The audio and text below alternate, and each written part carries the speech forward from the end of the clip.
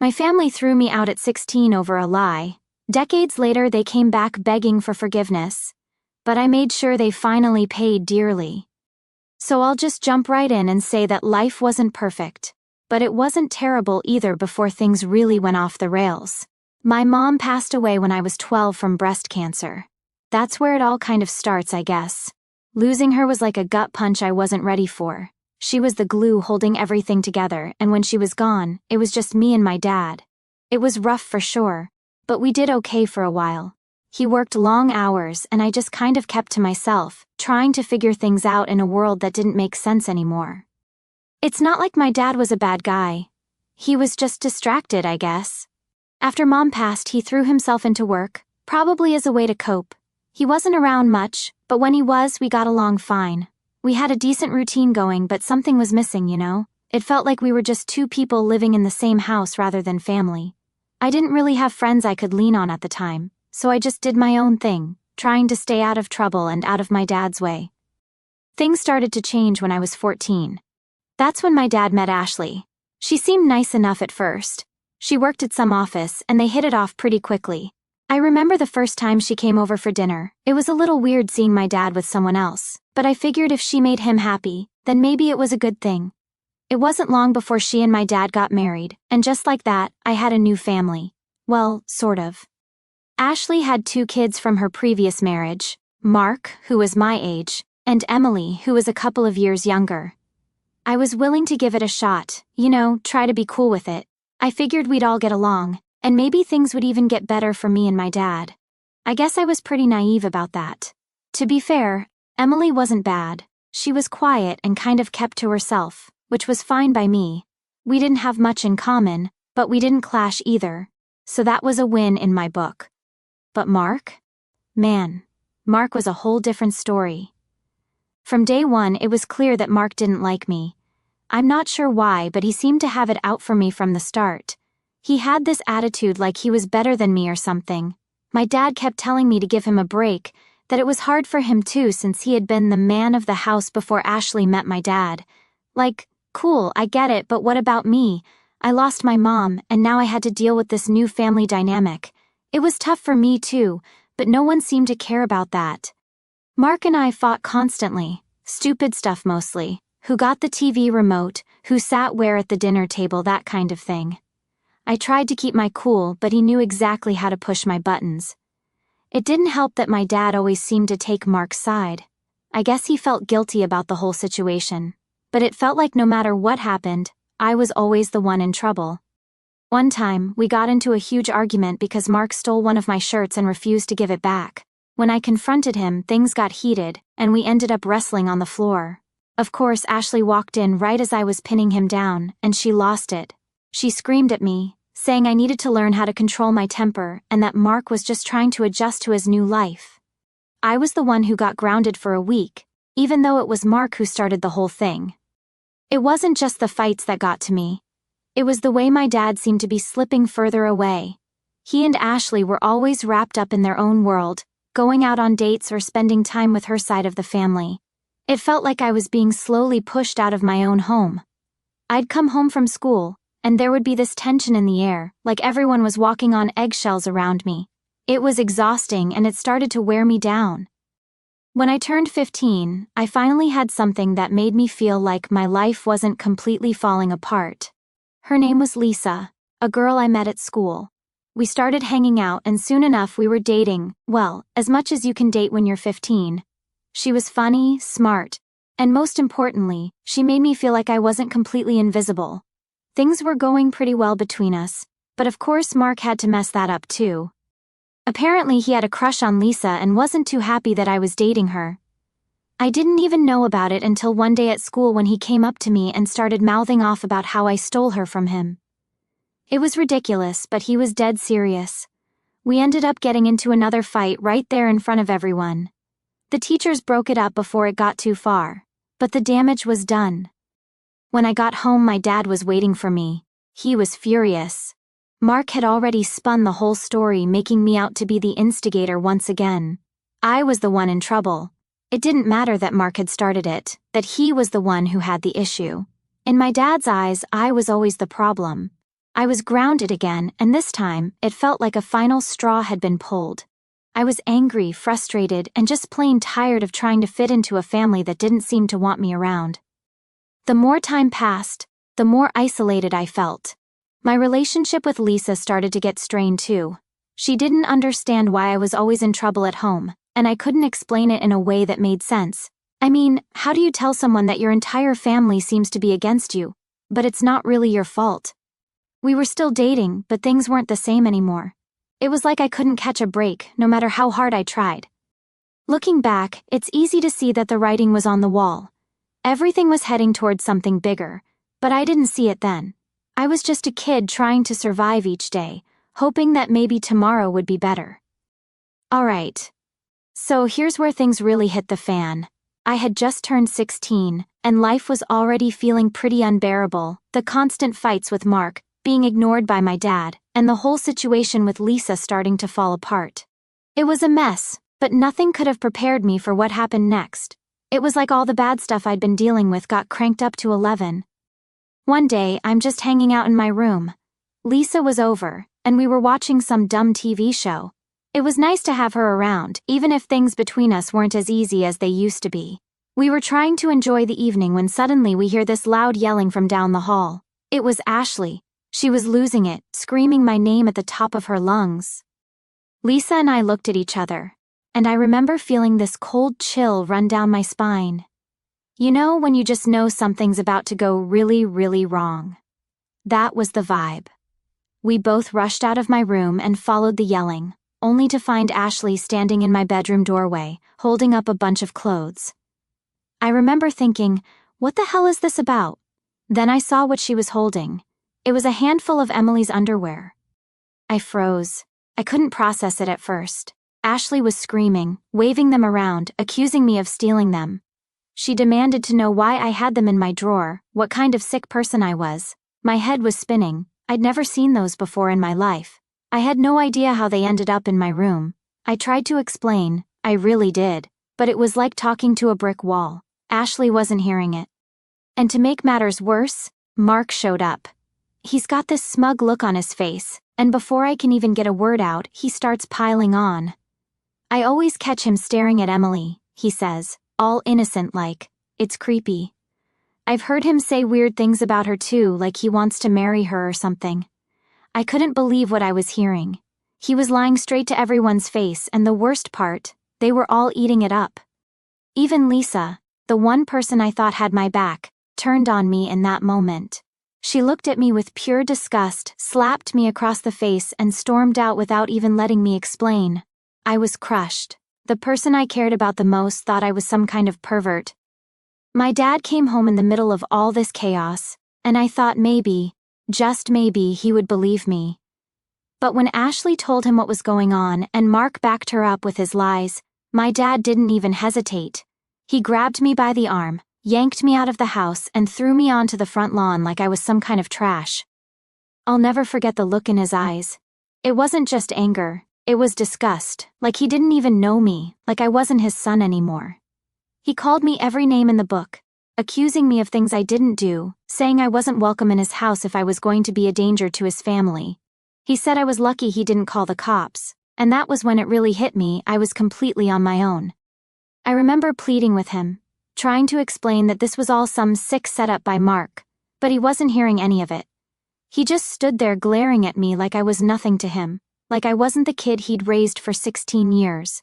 Then he shut the door in my face. I was left standing there, dazed, not knowing what to do. I mean, where was I supposed to go? I didn't have any friends I could stay with, and I knew my grandparents wouldn't help either. My dad had probably already called them to tell his version of the story, so they were out of the question. My mom's parents were dead, and I didn't have any other close by. So I did the only thing I could think of.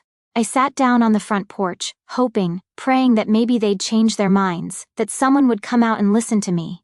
But no one did. I sat there for what felt like hours, banging on the door, crying, begging them to let me back in, but the house stayed dark and silent. It was like I didn't exist anymore. Eventually I gave up. It was getting late, and the air was starting to get cold. I had no money, no phone, nothing but the clothes on my back. I started walking, not really knowing where I was going or what I was going to do. My head was still spinning from everything that had just happened. How could my life go from bad to worse in the span of a few hours? It didn't feel real. I wandered around for a while, just trying to figure out what to do next. My mind was racing with thoughts of everything that had just happened. Lisa dumping me, Mark's lies, my dad throwing me out. It was like the walls were closing in, and I couldn't breathe. But what could I do? My own family had turned their back on me, and I didn't have anyone left. I found an old park a few miles away and sat down on one of the benches. I was exhausted, physically and mentally. I couldn't think straight, and I didn't know what my next move was. I just kept replaying the whole scene in my head over and over again. Why didn't anyone believe me? How could they just throw me out like that? I spent the night there in that park. I don't know how I managed to fall asleep, but I must have, because the next thing I knew, the sun was coming up, and I was still sitting on that bench. My whole body ached, and my mind was a mess. I didn't have a plan, but I knew I couldn't just sit there forever. Looking back, that night was probably one of the lowest points of my life. I was just a kid, 16 years old, and I had nowhere to go, no one to turn to. But I wasn't ready to give up. Not yet. That morning, I made a decision. I wasn't going to let what happened to me define the rest of my life. I didn't know how I was going to do it, but I was going to survive. After that night in the park, things didn't magically get better, but I wasn't going to let it break me. I had no idea what I was doing, but I knew I had to keep moving. I spent the next few days just wandering around trying to figure out what the hell to do with myself. I didn't have any real options, no family, no friends, no place to stay. I barely had anything to my name besides the clothes on my back. But the thing was, I couldn't just give up. I didn't want to end up like those guys you see hanging around on the street forever. I knew I needed to find a way out of this. Surviving those first few weeks was rough. I had to get creative about where I slept. Sometimes sneaking into places that were warm enough to crash for a few hours. Parks, old abandoned buildings, even a random bus station a couple of times. I'd learned to keep moving during the day just to avoid looking suspicious or drawing attention. But I was hungry, like all the time. It was this gnawing feeling in my stomach that wouldn't go away. I tried finding odd jobs here and there. Nothing official, but people would sometimes toss me a few bucks for helping, with random stuff like cleaning their yard or washing windows. It wasn't much, but it kept me going. I'll never forget this one old lady who lived in a small house at the edge of the neighborhood I'd been wandering through. She must have seen me hanging around looking rough because one day she came out and asked if I needed anything. I was too proud to ask for help, so I just said I was fine, but she saw right through me and handed me a sandwich. She didn't say much, just smiled and went back inside. But man, that sandwich tasted like heaven. I hadn't eaten a decent meal in days, and I remember thinking that maybe, just maybe, not everyone in the world was terrible. A few weeks in, I managed to get some steady work at this diner not too far from where I was hanging out. The owner, Frank, was an old-school kind of guy. No nonsense but fair. He could tell I was in a rough spot, but he didn't pry. He just asked if I wanted to work in exchange for some food and a little cash under the table. It wasn't much, but it was something. I started washing dishes and cleaning up after hours. Frank didn't care that I didn't have an address, or that I was basically homeless.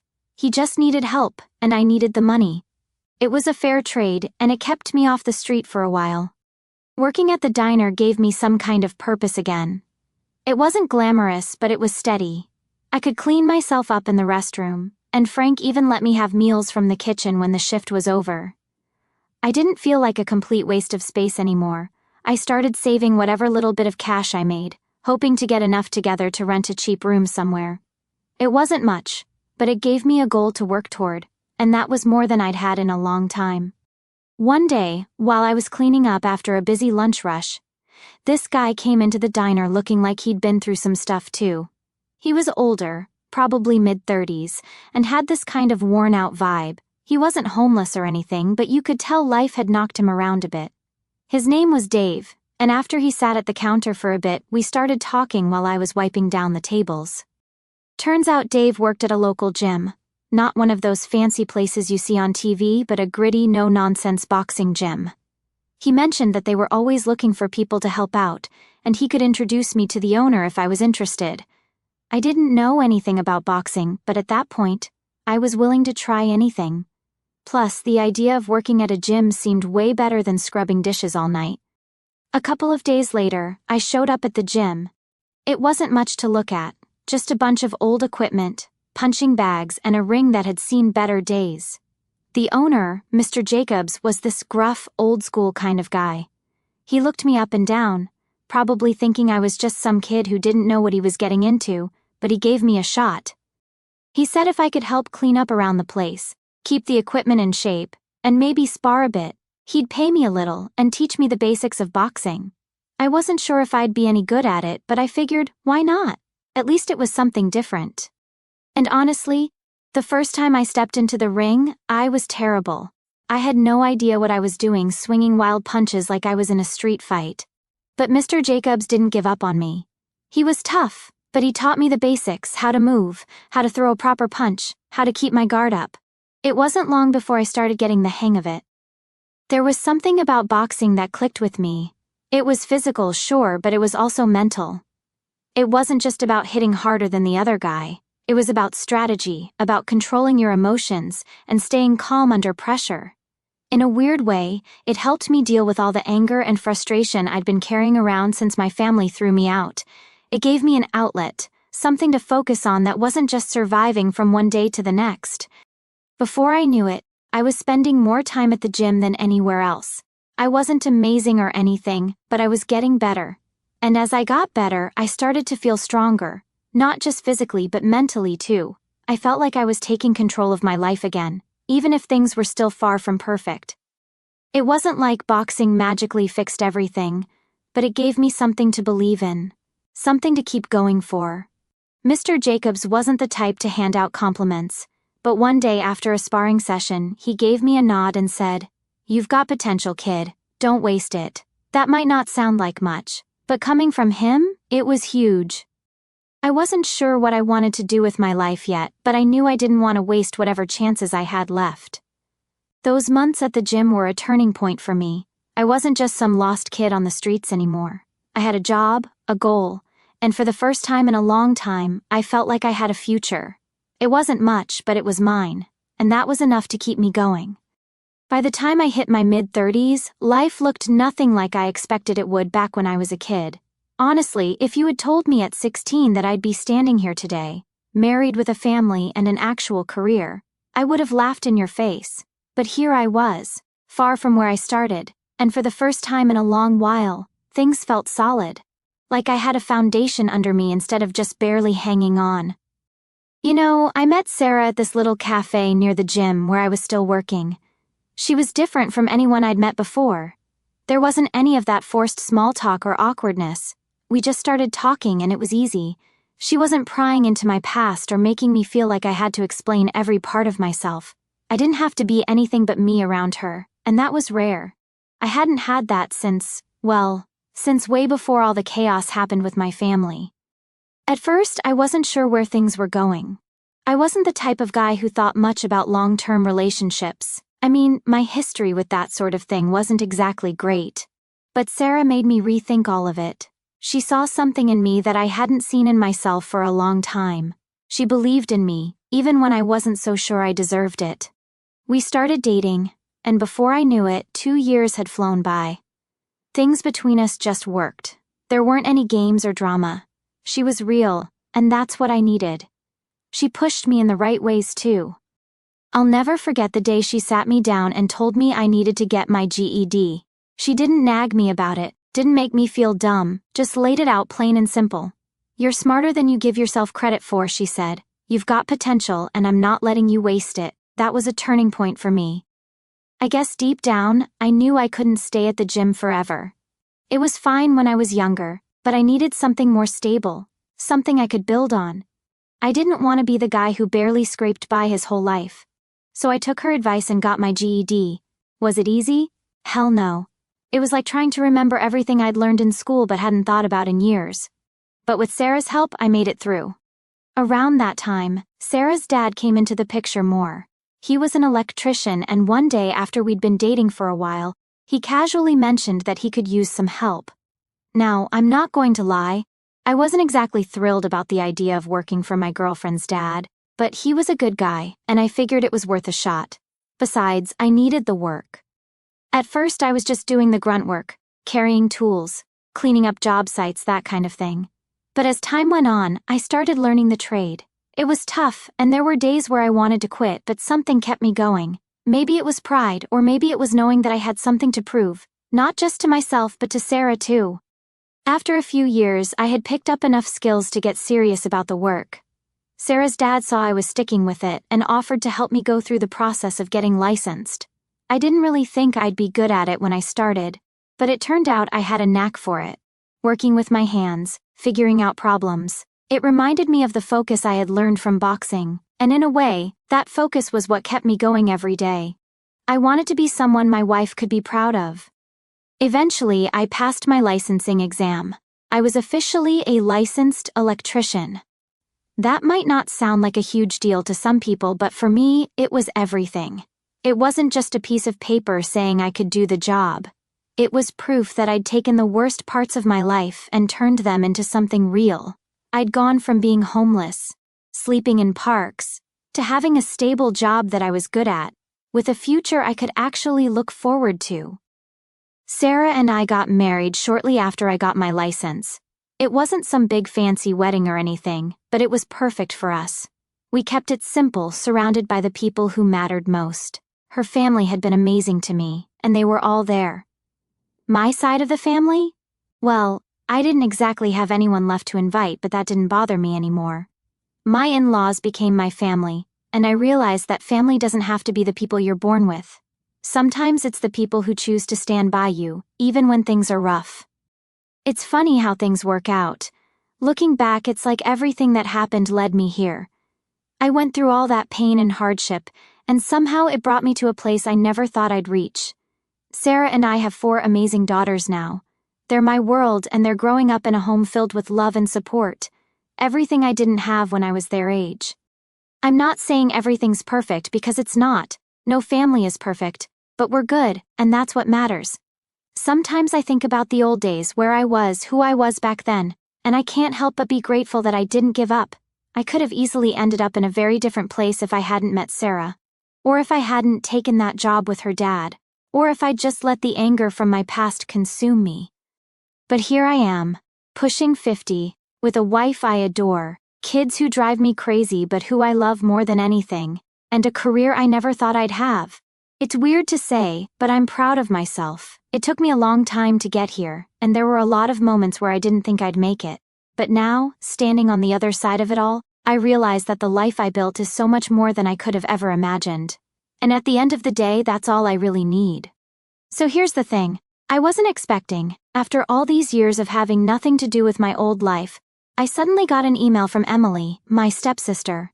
Yeah, that Emily, the one who probably barely remembered me since she was just a kid when everything went down. At first, I wasn't sure how to feel about it. I mean, I hadn't heard from anyone in my dad's family in over 30 years, and suddenly, out of nowhere, she's reaching out. I remember staring at my inbox for a good 10 minutes, not sure if I should even open it. Part of me wanted to just delete it and pretend like it never happened. I've got a good life now, right? Why stir up the past? But curiosity got the better of me, and I clicked it. The email was long, like, really long. It started out kind of awkward, with Emily explaining how she found my contact info and why she was writing. Turns out she had no clue about the truth behind what happened when I was kicked out. She'd been told the same story as everyone else, that I was this creep who stole her underwear and tried to do God knows what. She went on to say that she believed it all because, well, why wouldn't she? She was a kid, and Mark was her brother. Why would he lie about something like that? And then came the real reason she was emailing me.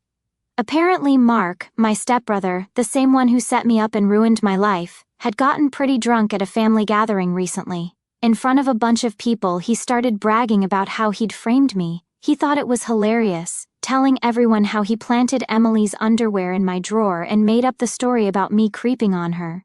He even admitted to doing it because he was jealous that I had started dating Lisa, the girl he had a crush on.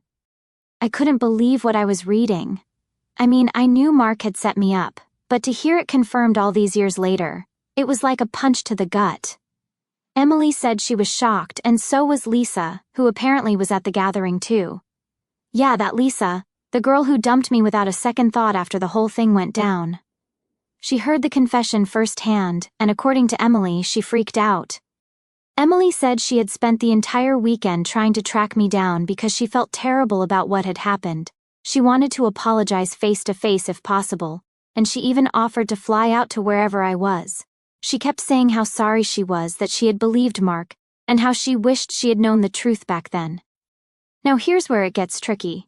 On the one hand, I could tell from her email that Emily was genuinely sorry. She was young when it all happened, and I can't blame her for believing what she was told. But on the other hand, it was like all those old wounds I thought had healed were suddenly ripped open again. For 30 years, I've been living with the knowledge that my family turned their back on me, threw me out like trash, and never bothered to find out the truth. And now, after all this time, they suddenly want to make amends. I didn't know what to feel. I've spent years moving on from that part of my life. I built a new family, one that loves me for who I am. Sarah, my wife, and our daughters are my world, and I never thought I'd need anything else. But still, that email stirred something up inside me that I hadn't felt in years. I showed the email to Sarah, half expecting her to tell me to ignore it, but she's not like that. She sat down next to me, read the whole thing, and then just looked at me and said, "What do you want to do?" That's the thing about Sarah. She always lets me decide for myself. She didn't push me one way or the other. Part of me wanted to reply with something snarky like, "Oh, now you believe me. Took you long enough." But I didn't. It's not that I'm still angry exactly, it's more like I'm just indifferent. The life I have now is good, great even. I've got everything I need. Do I really want to open that door again after all this time? Emily said in the email that she wanted to make up for lost time, to try and rebuild some kind of relationship. She didn't mention my dad or Mark though, and honestly, I didn't care about hearing from them. They're the ones who made the choice to believe a lie and throw me away. As far as I'm concerned, they can stay in the past where they belong. But Emily, I don't know. She was just a kid back then, caught up in the middle of a mess she didn't create. And it sounded like she was genuinely trying to make things right. That's what makes this so hard. If she had been reaching out with some half-assed apology, I'd have no problem telling her to get lost. But she seems like she really means it. And now I'm stuck wondering if I should let her back into my life, even just a little. I haven't replied yet. Every time I sit down to type something, I freeze. It's like all the words I want to say just get stuck. Do I want to forgive them? Do I want to let go of everything that happened and pretend like we can just move on? I don't know. And then there's Lisa. Emily mentioned that Lisa wanted to reach out to me too, but she didn't know how I'd feel about it. Honestly, I don't even know what to say to her after everything that happened. She just walked away and never looked back. She never gave me a chance to explain myself. Never questioned whether Mark might have been lying. She was part of the reason I ended up on the streets. I've spent years building a life without any of them, and I don't need their validation or their apologies to feel whole. But at the same time, there's this part of me, this small quiet part, that wonders if maybe, just maybe, letting them say their piece could give me some closure I didn't know I needed. For now, though, I'm just sitting with it. I don't know what I'll do yet, but whatever I decide, I'm doing it on my terms. I've come too far to let anyone from my past mess with the life I've built. Maybe I'll reply. Maybe I won't. Either way, I'm good where I am. I finally decided to reply to Emily. Took me a while to get there, but I did. I kept it short, didn't see the point in writing some long message. I told her that I appreciated her reaching out, and that I was glad she knew the truth now. I didn't dive into all the stuff about how her brother basically ruined my life, and I didn't unload years of resentment or anything like that. Just said my piece and left it at that. Honestly, it felt weird to even send the email. For years I never thought I'd hear from anyone in that part of my life again, and now I'm sitting here typing a reply to a person I'd written off ages ago. I thought it would be harder than it was. but once I hit send, it was like a weight lifted off my chest. Not a big one, but something, you know? Like I could finally close that chapter, or at least part of it. Emily replied pretty quickly. She said she understood if I didn't want to reconnect or do any of the whole make up for lost time thing, but she wanted to apologize again in person if I was open to it. That was the tricky part for me. I wasn't sure if I wanted to open that door. An apology in an email is one thing, but face to face, that's a whole other level of dealing with the past, and I wasn't sure if I was ready for it. I talked it over with Sarah. Like I said before, she's good at listening without pushing me in one direction or the other. She told me that if I felt like I needed to hear Emily out in person, I should go for it. But she also reminded me that I didn't owe anyone anything, and if I wanted to just leave it where it was, that would be fine too. No pressure. After thinking about it for a couple days, I told Emily we could meet. Just her though. I didn't want Mark or anyone showing up. I figured it would be good to hear her out. Let her say what she needed to say, and then I could decide if I wanted to keep any sort of connection with her going forward. We met at a small cafe not far from where I live. It was one of those places where no one really bothers you, which was perfect. I got there a little early and waited, not sure what to expect. When she walked in, I barely recognized her at first. I mean, it had been over 30 years. She looked different, obviously, but there was still something familiar in her face. She sat down, and for a minute, neither of us really knew what to say. It was awkward, but I guess that's to be expected. She broke the silence first, apologizing again for everything that had happened. She was tearing up, and I could tell this wasn't easy for her either. She kept saying how sorry she was that she believed the lies, how she had no idea what really happened until recently. I just listened. I didn't really have much to say at that point. After she got through the apology, we talked a bit about what had happened since then. Turns out Mark and Lisa had split up years ago, and she hadn't spoken to him much since. She didn't give too many details, and I didn't ask. I wasn't there for a trip down memory lane. I just wanted to get this whole thing over with. By the end of it, I told her I appreciated her coming to talk, but I wasn't sure if I was ready to just let everything go. She understood, said she didn't expect me to. We parted on good terms, and I think that was enough for now. It's not like things are magically better, but it feels like I've got some closure. That's more than I thought I'd get.